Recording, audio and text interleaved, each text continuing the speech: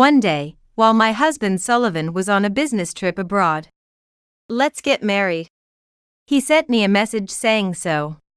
What is this? It seemed he had accidentally sent the message to me instead of his affair partner. Ever since he was transferred to a new department, Sullivan's suspicious behavior had been increasing. He never cared about skincare, but suddenly, "This lotion is supposed to be good."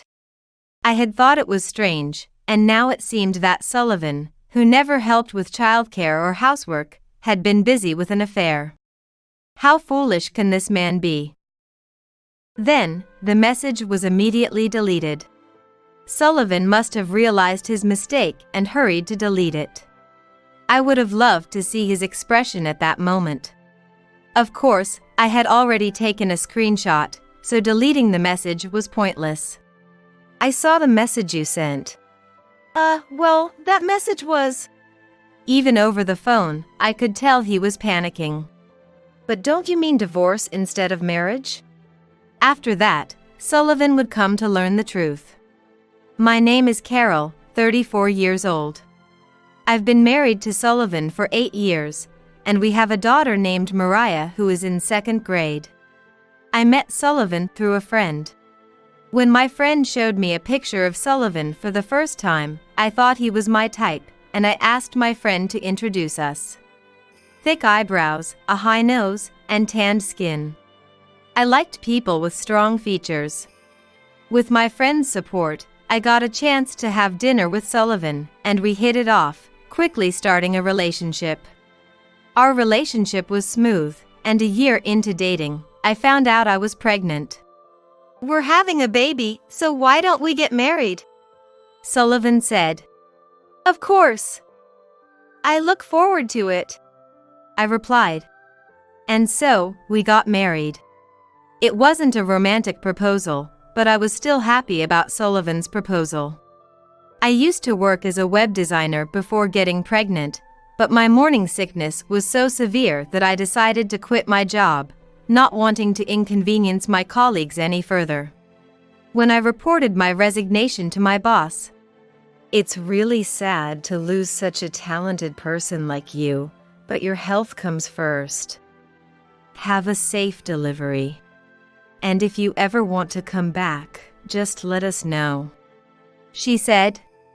I felt grateful to have worked in such a supportive environment, but I decided to focus on my pregnancy. And soon, I safely gave birth to a baby girl. We named her Mariah.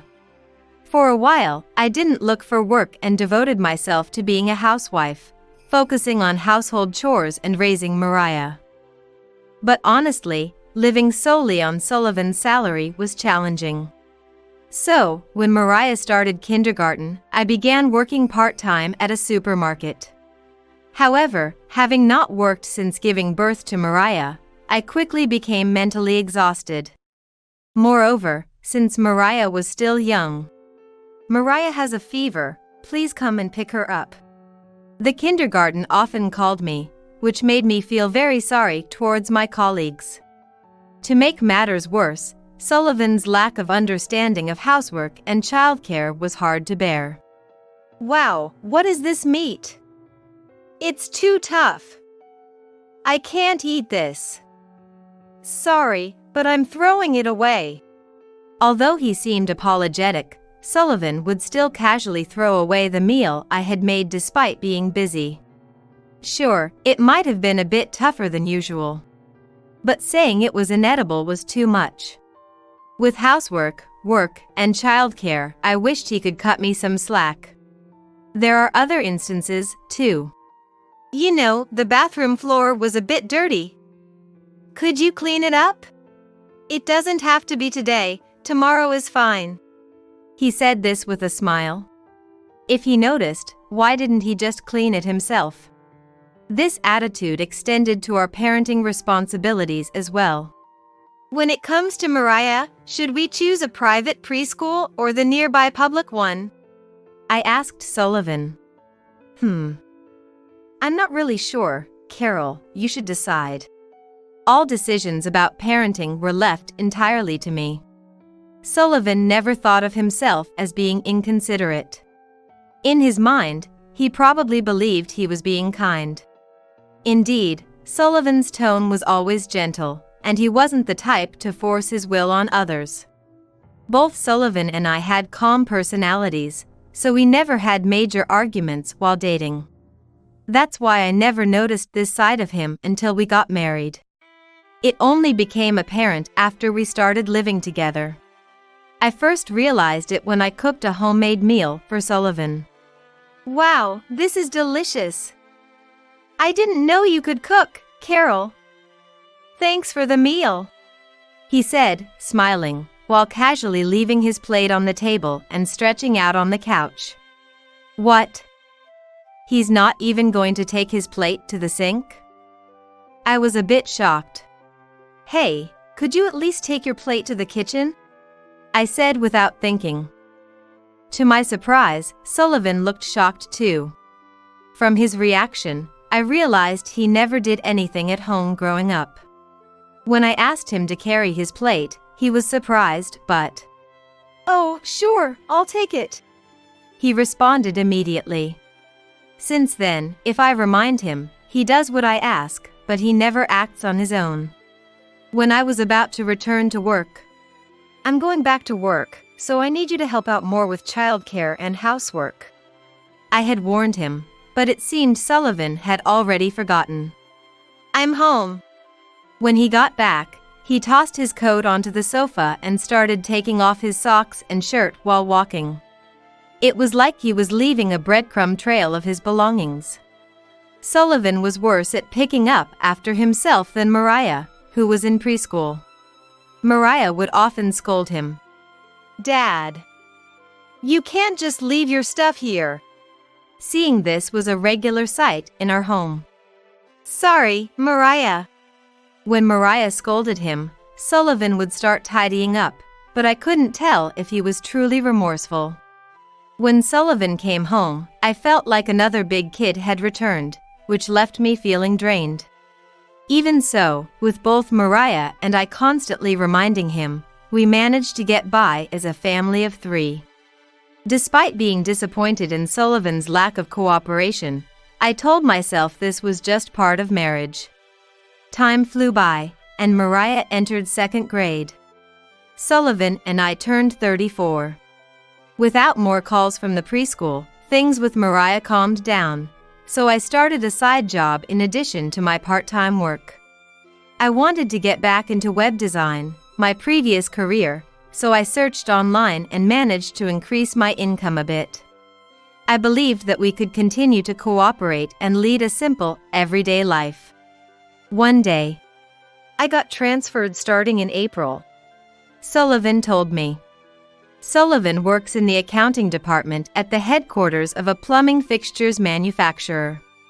Sullivan's company has always had nationwide transfers. Department and branch transfers are not uncommon. So, while I knew this day could come, I was still surprised when it actually happened. "What? Does the transfer mean we have to move?" "No, actually, my job at headquarters will stay the same. I'll be transferring to the Business Development Department. It's a new department starting in April." "Is that so?" That's a relief. I was a bit shocked. "Yeah, me too."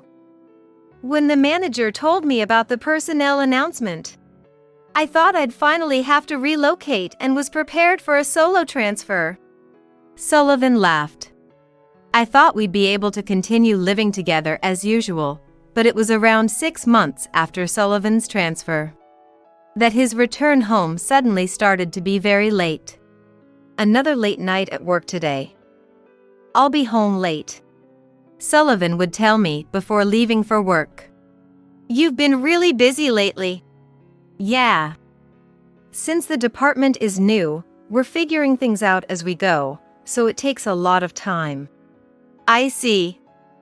Just don't push yourself too hard." "Yeah, thanks. I'm off." It's natural that starting something new takes time to get organized. I naively thought things would settle down soon. However, no matter how much time passed, the overtime didn't decrease. On top of that, he started going on more business trips, and there were even weekends when he didn't come home. As these days continued, I can't play with Dad lately. I wish he would come home earlier. Why isn't Dad home these days? Mariah, too, began to look lonely with Sullivan's late returns. It's hard on young Mariah. Seeing Mariah feeling lonely, I felt that this couldn't go on. Mariah looks lonely every day. Can you stay home a little more? Mariah is an elementary school student now, right? She'll be fine. Eventually, she'll make friends and won't be interested in me anymore. It's true that as Mariah becomes a junior high school or high school student, she'll have more distractions. Friends, and maybe a boyfriend, and might come home less often. That's why now, when she wants to be with us, is so important. Sullivan's irresponsible comment made me angry. What? How can you say that? Can't you think about Mariah a little more? She's saying she wants to be with you now. Lately, you haven't taken her out at all. Can't you think about her a bit more? Seeing my face turn red with anger. Ugh. Sullivan sighed deeply with an annoyed look. What? I'm just working hard. And you're complaining. That's not what I mean. Then what is it? I'm tired. Stop yelling at me. You, a part-time worker, can't understand my position. If you have time to complain, perfect your cooking and housework first. Are you saying I'm not doing a good job? No, not really. Anyway, I'm busy. I'm leaving. Sullivan left the house, slamming the door hard on purpose.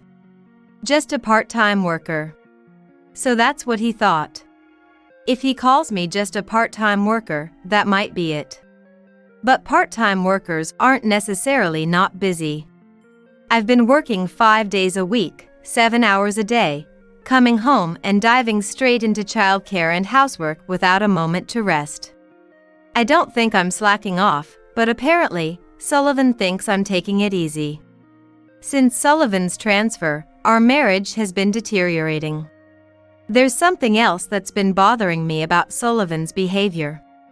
It's that he's suddenly become quite concerned with his appearance. Sullivan used to have no interest in skincare, using cheap men's face wash without a second thought. But now he's suddenly, "This cleansing gel is amazing for getting rid of skin impurities." I was shocked that Sullivan even knew what cleansing gel was. He also said, "This toner is really popular in Korea," and started applying it after his showers. Hey, what's going on? You never cared about skincare before. Oh, some of the younger guys at work told me about it. I guess I need to start paying attention to my skin too. Now that I'm getting older. I initially took Sullivan's words at face value, but one day, my trust in him was completely shattered. That day, as usual, Sullivan came home late, claiming he had to work overtime. I'm exhausted. I'm going to take a shower first. And hurried off to the bathroom. I thought it must be tough having such a busy job, when Sullivan's phone, which he'd left on the table, started ringing. Usually, he takes his phone into the bathroom, but today he must have forgotten in his haste. I glanced at the screen. It wasn't locked, so I could read the entire message displayed on it. Today was so much fun. Thank you for always covering the meal and hotel expenses. When can we meet again? What is this? The sender's name was Caddy, clearly a woman's name. From the content, it was obvious that Sullivan had been with Caddy just before coming home. Did he rush to the bathroom to erase any traces of meeting someone? I couldn't believe it. Had all those late nights and business trips been lies? ignoring Mariah, who wanted to play with Dad, lying about being busy with work, and seeing another woman instead? The word divorce crossed my mind. But at the same time, as Sullivan says, I am just a part-time worker. Even though I've started a side job, it's not taking off yet, and my monthly earnings are minimal. Thinking about Mariah's future, I doubted I could support her on my own. Should I pretend I didn't see anything? I had to put Mariah's happiness first. After thinking it over while Sullivan was in the shower, I decided to stay silent.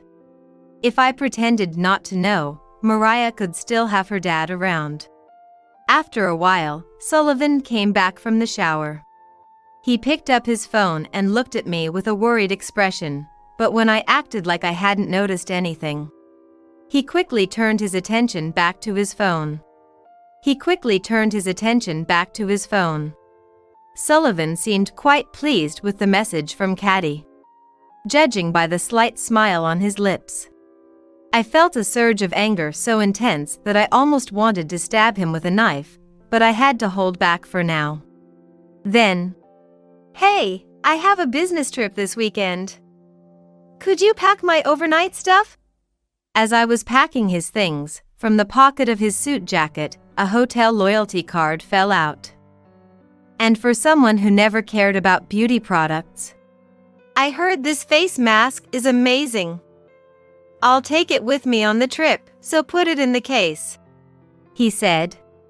Pretending not to notice, he seemed to think he was getting away with his affair. While sitting alone in the living room, ugh, I let out a big sigh, and Mariah came over. "Mom, don't sigh. You'll chase away the happiness," she said, putting her hand on my mouth. What a sweet child. I just adore Mariah so much. To protect her, I keep telling myself to endure it. Even after that, Sullivan would always say it was for work. "Can you at least bring in the laundry?" I asked. "I'm tired from work." "Laundry is women's work, isn't it?" he replied. "Can you help Mariah with her homework?" I asked. "I've used my brain all day at work. I don't want to deal with that at home," he said. And the most frequent one was, "I'm going to be late again because of work. Oh, and I have another business trip next week," he said, blaming work for not doing anything around the house, not even being home.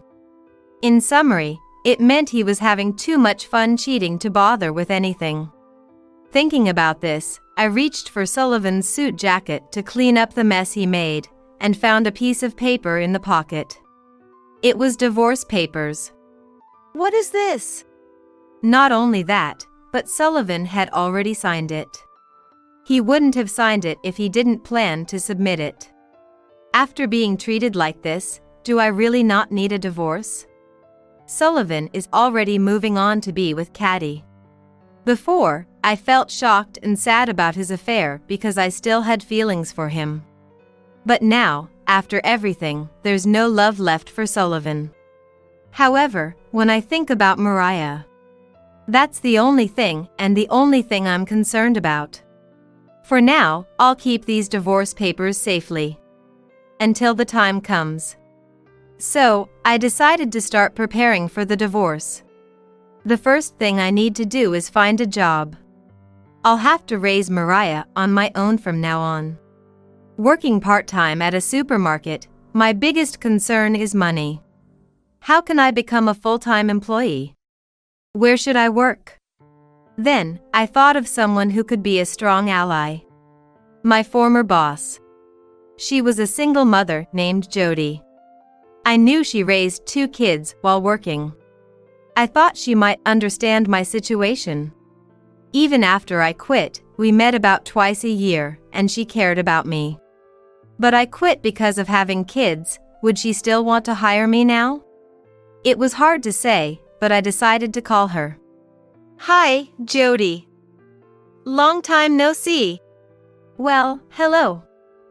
Long time no see." Jody answered immediately. Actually, a lot has happened, and I might be getting a divorce from Sullivan. What? Suddenly? You seemed so happy together. Could it be? Jody seemed to sense something. Yes, it's true. Sullivan was having an affair. He wants a divorce, and so do I, but I want to work as a full-time employee because of our daughter. That's why I'm asking if I can be rehired. Jody listened to my story with genuine concern.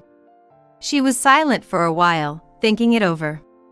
Well, I'll talk to the HR department. Honestly, the company is short-staffed, and having someone as capable as you come back would be a big help. Really? Thank you so much. I felt a huge sense of relief at her words. But, do you have solid evidence of the affair? What? Evidence of the affair? I have hotel loyalty cards and screenshots of messages, but that's about it. That's not enough. To really make Sullivan pay, you need more concrete evidence. As someone with experience, I'll help you gather it. What? Experience? When I heard Jody's story, I found out that her reason for being a single mother was also her husband's infidelity.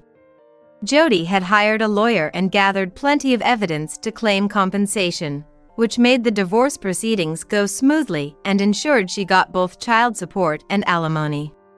You need solid evidence to get a favorable divorce. Messages alone aren't enough. You need multiple photos of him entering and leaving hotels or the affair partner's house. What? That much evidence? I had no idea. I was stunned. I didn't realize gathering evidence was that hard. But don't worry. I'll introduce you to the detective agency I used. I'll even go with you. Jody arranged for us to visit the detective agency the following week and accompanied me as promised. She was truly a reliable person, just as she had been when we worked together. 6 months passed. Even so, Sullivan hadn't asked me for a divorce. For me, it was actually convenient. I was grateful for the time to prepare for the divorce. As a token of gratitude, I'll bring him down to the depths. That's the least I can do. This is all your fault for cheating on me. So, don't blame me. During these 6 months, with Jody's support, I was rehired as a full-time employee. Since web design requires a certain level of knowledge, the company offered me a generous salary as an experienced professional. And I gathered plenty of crucial evidence. When I hired the detective agency, they quickly gathered the proof I needed. Sullivan had been reckless, thinking I wouldn't find out. They got evidence quickly by tailing him on days he claimed to be working late or on business trips. What a fool he was. Unaware of my divorce preparations, Sullivan came home today, throwing his clothes around and saying, "Hey, I'm home. Get dinner ready." So casually. I used to get irritated by such remarks, but not anymore. With a smile, "Tonight, I made your favorite steak." I served Sullivan his favorite dish. I felt nothing for him. I'll be saying goodbye to this big child soon. When I was about to put my plan into action, "I'm going on an overseas business trip tomorrow, so I'll be gone for 4 days," Sullivan told me. An overseas business trip at last. I marveled at Sullivan's bold move and said, "Does your company even have overseas business trips? I've never heard of your colleagues going on one," I asked, pretending to be suspicious. I wanted to see the look of panic on Sullivan's face. "What? It started this year.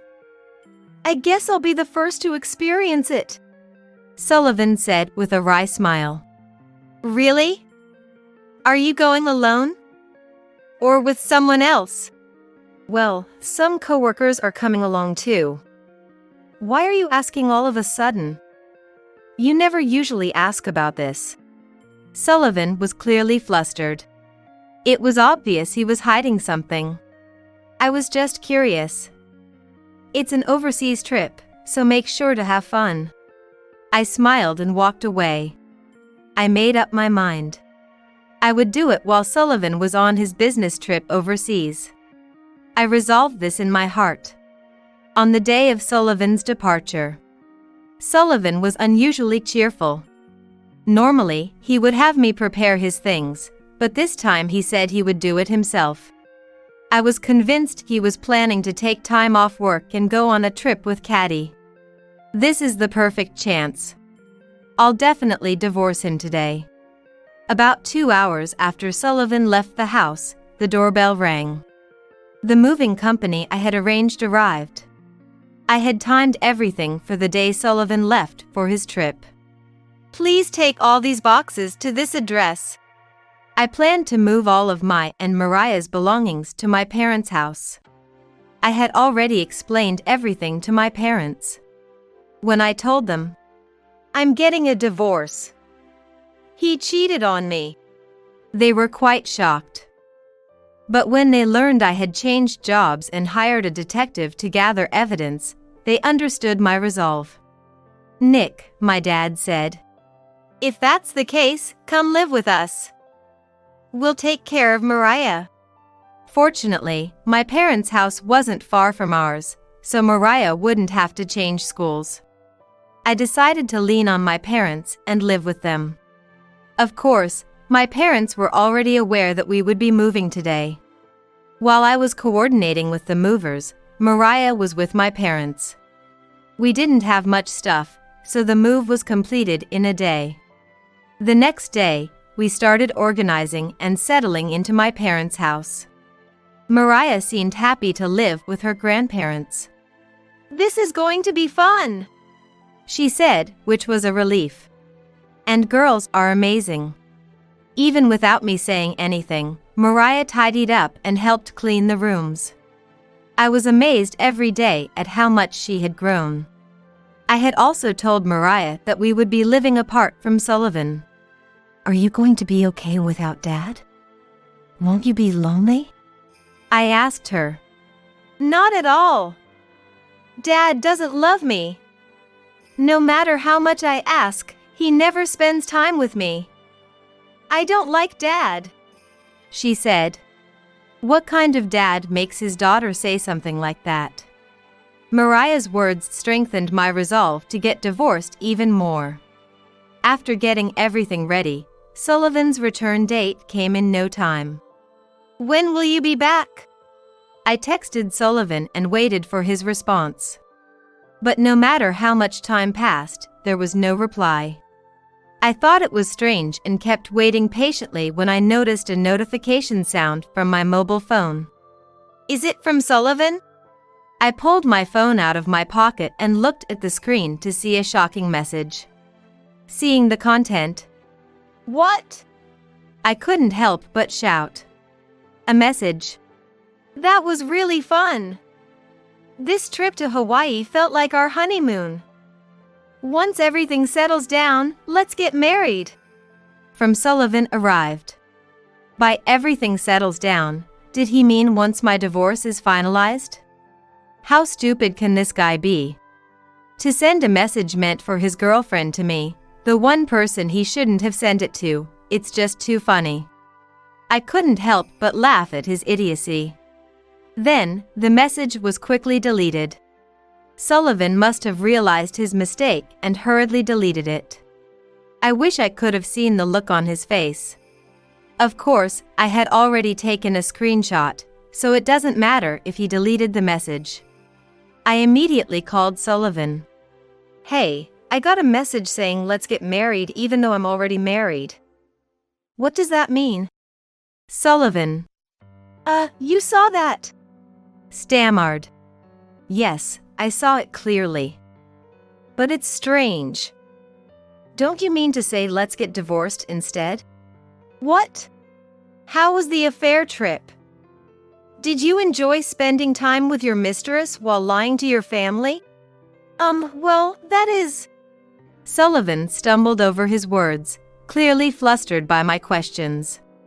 At this point, the answer was obvious. Caddy was indeed the mistress, and the person on the other end of Sullivan's frequently used phone was her. His late returns, the mistaken message about getting married on a business trip, it was all because of Caddy.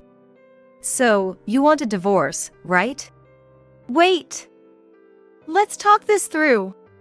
There's nothing to talk about. Besides, we're already divorced. What? The truth was, I had submitted the divorce papers the same day Sullivan left for his so-called business trip, which was actually an affair trip. Thanks to his signature, the divorce papers were quickly processed. That's a lie! You can't just get a divorce like that. Oh, you mean the completed divorce papers you left in your suit pocket? As I said this, I could sense Sullivan's panic even over the phone. You didn't, the divorce papers. Yes, I filed them as you wished. That wasn't. I didn't actually want to. Let's just talk when I get back, okay? I said there's nothing to talk about. With that, I hung up on Sullivan without waiting for his response. After that, he sent several desperate messages. Please reconsider. And those divorce papers were just for show. But I ignored them all. A few hours later, Sullivan called again. It was probably when I got home. Even though I ignored it multiple times, the phone kept ringing, so I had no choice but to answer it. What? Do you still need something? Hey! What is this? Why are your and Mariah's things gone?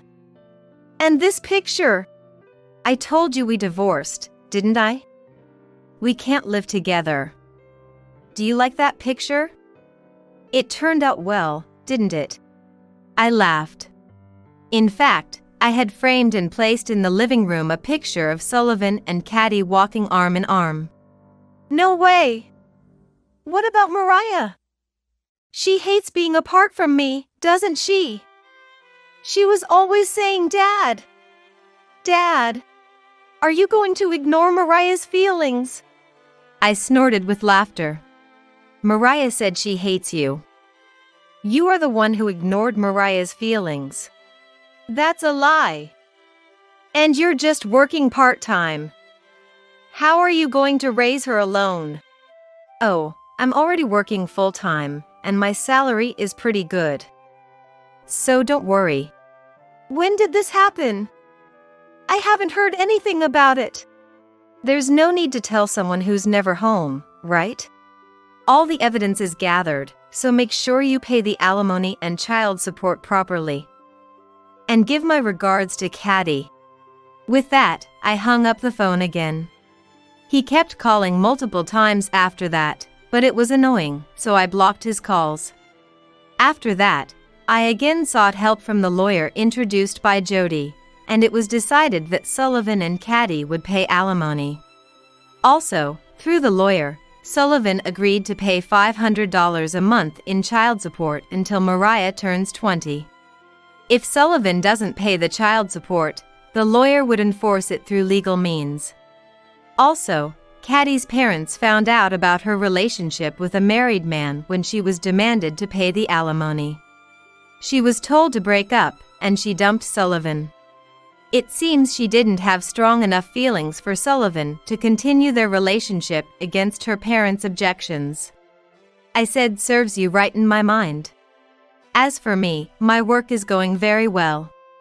The side job I started as a distraction has become too much to handle because my main job is so busy.